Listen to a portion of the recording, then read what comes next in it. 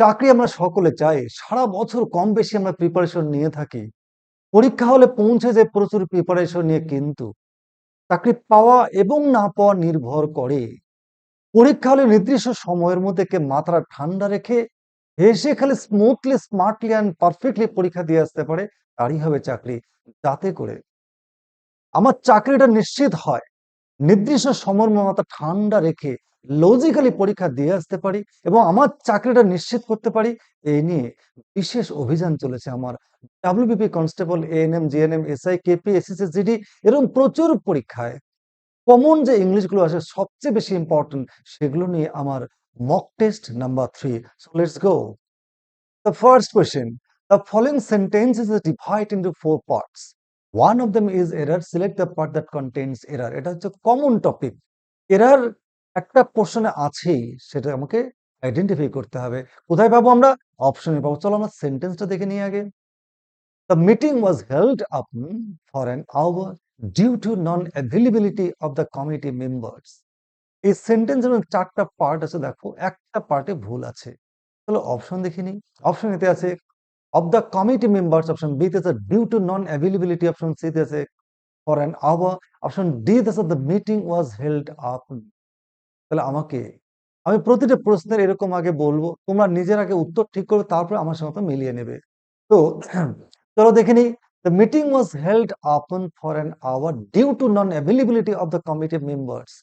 তাহলে এখানে চলো তো দেখি কোথায় ভুল থাকতে পারে।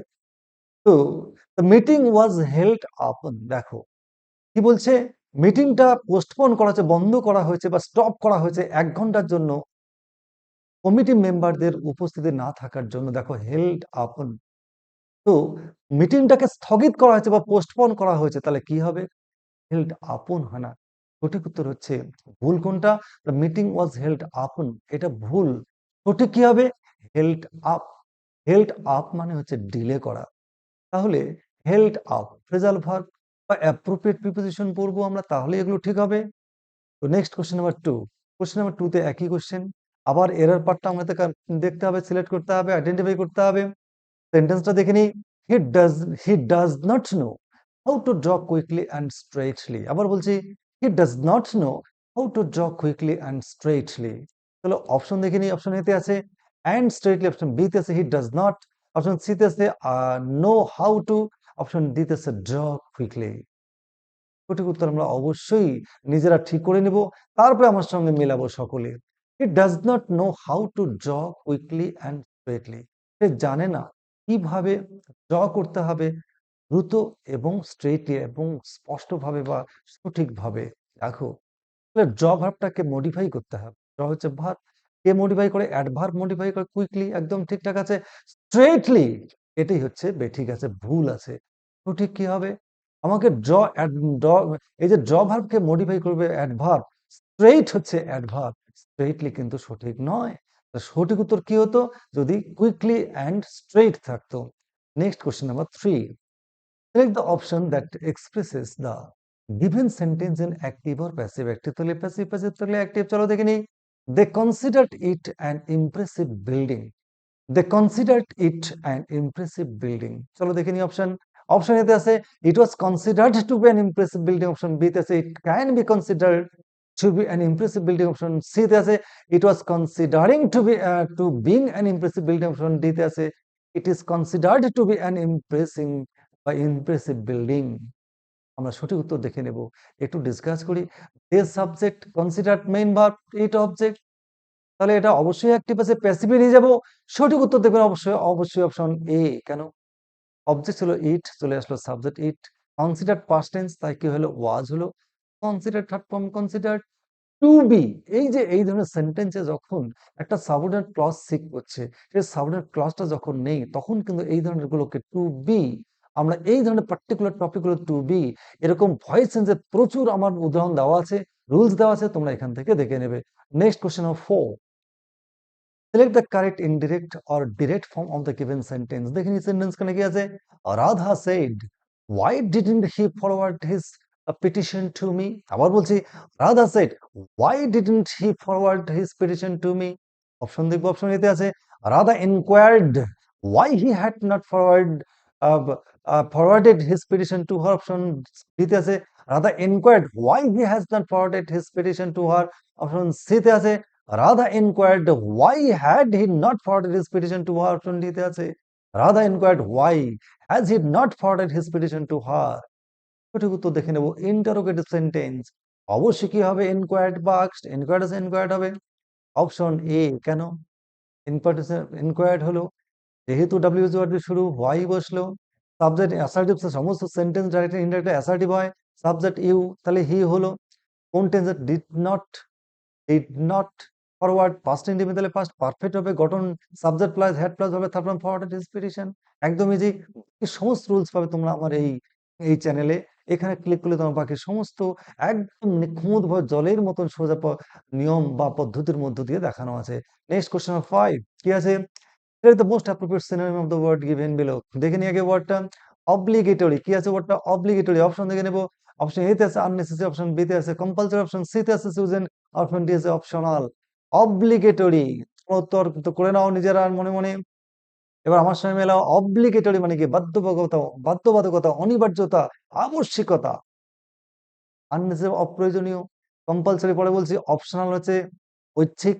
চুজেন মানে পছন্দ করা। তাহলে সঠিক উত্তর সিনোনিম বা সমার্থক শব্দ। অব্লিগেটরের সমার্থক অবশ্যই কম্পালসরি মানে আবশ্যিক।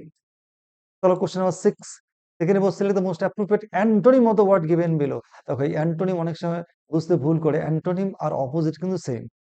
অনেককে শুনেছি অ্যান্টোনিমটা কি করেছে, সিনোনিম মতন করে দিয়েছে, এরকম কিন্তু অনেকে করে। নেক্সট দেখে নেব আমরা ইন্টেন্স। ওয়ার্ডটা কি? ইন্টেন্স।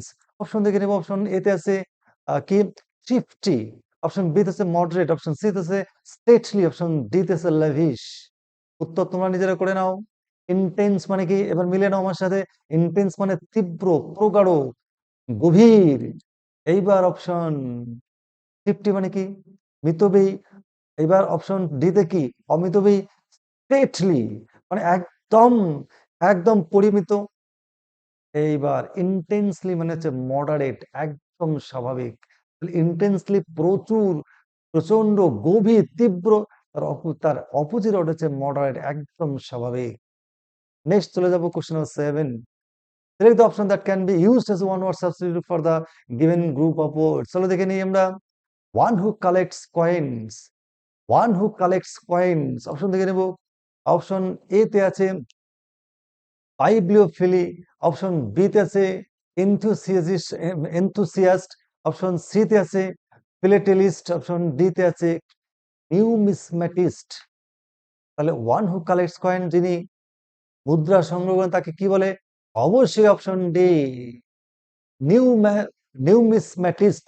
নিউমিসম্যাটিস্ট প্রচুর ক্লাস আমার দেওয়া আছে এর উপরে, তোমরা যারা দেখোনি তারা দেখে নেবে।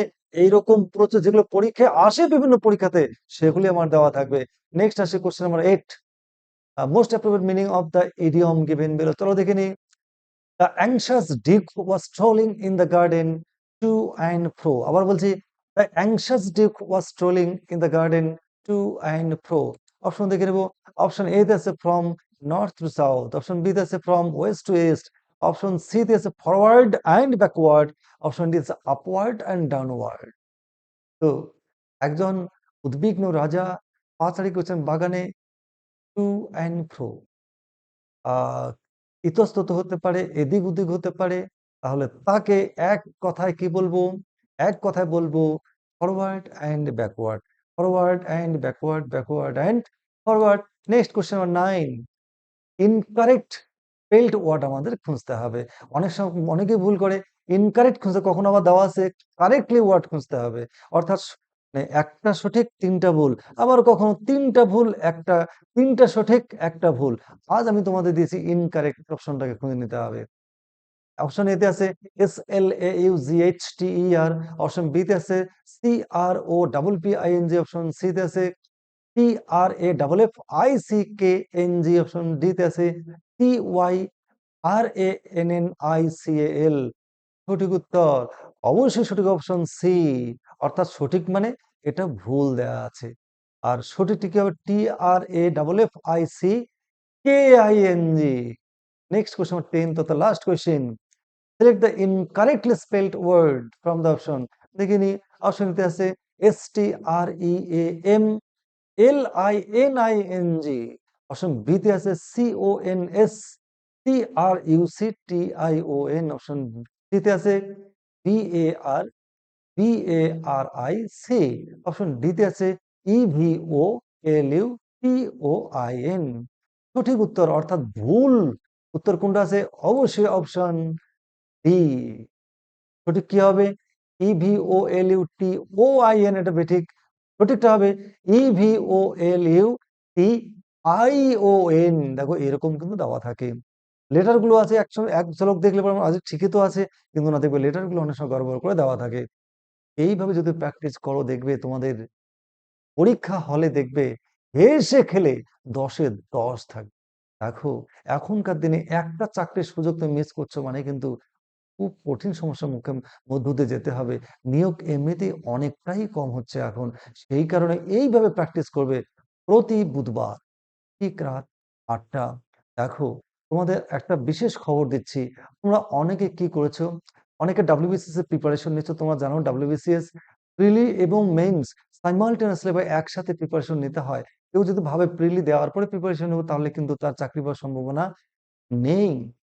তাই এই মেইনস এর প্রিপারেশন, ডাব্লিউবি এবং প্রিলি দুটোর প্রিপারেশন একসঙ্গে হবে। ডাব্লিউবিপি WBPSC অর্থাৎ ওই সময় পাবলিক সার্ভিস কমিশন পরীক্ষা সদ্য হয়ে গেল, 17-18 হয়ে গেল, 16-17 তারিখে হয়ে গেল। অনেকেই ডাক পাবে, অনেকের পরীক্ষা ভালো হয়েছে। তোমরা বলছো এবারে মেইনস পরীক্ষার জন্য তোমাদের কিন্তু প্রিপারেশন নিতে হবে ব্যাপকভাবে। তার সাথে সাথে মিসলেনিয়াস, এসআই, তারপর এসআই সার্জেন্ট, তারপর হচ্ছে আরো প্রচুর পরীক্ষা, ইউপিএসসি, এই সমস্ত প্রচুর পরীক্ষায় তোমাদের মেইনস প্রিপারেশন কিন্তু প্রায় একই রকম। ওই তো কি আসে, রিপোর্ট আসে, তারপরে কি আসে, প্রেসিজ আসে, লেটার আসে, ট্রান্সলেশন আসে। এই সমস্ত পরীক্ষাগুলো রাইটিং প্রায় একই।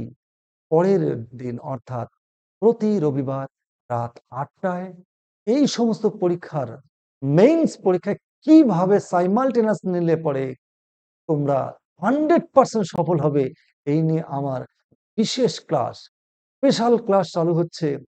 আম, শুরু হবে আগামী রবিবার অর্থাৎ 1/12/2024 ঠিক রাত 8টায়। Good bye.